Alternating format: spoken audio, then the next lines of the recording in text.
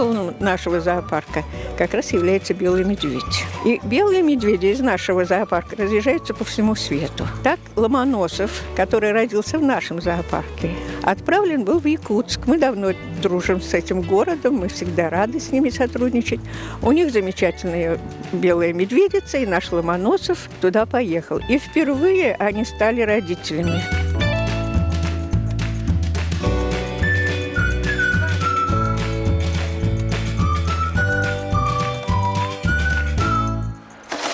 Многие называют ее снежинкой, но те, кто с ней работает, все-таки называют натуральным именем. Харчана как-то прижилось, пусть оно необычное.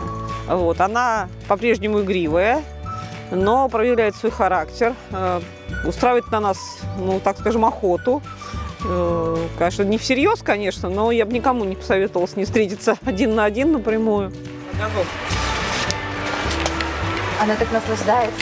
Ей очень нравится. С утра вот ей туфли насыпали бочками.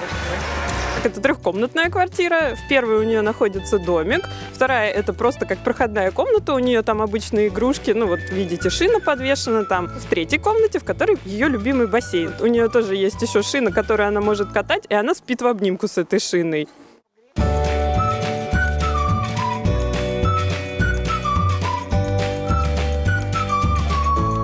Вы знаете, харчана, как любое молодое животное, она привлекается с активностью.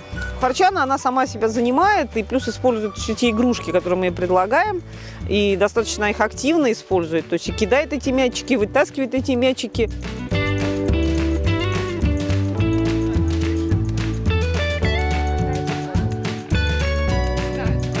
Обычно они у нас утром получают овощи. Наша девочка любит морковку и яблочки. Харчана любит яблоки, ест аккуратно.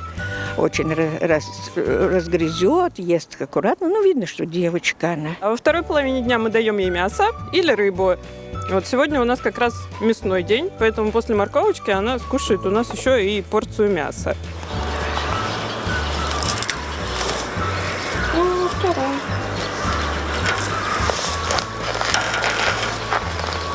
Мы подыщем пару, когда она постарше будет. Мы уже думаем, как бы найти медведя молодого, лучше недавно, от родителей недавно из природы, чтобы получилась у нас прекрасная пара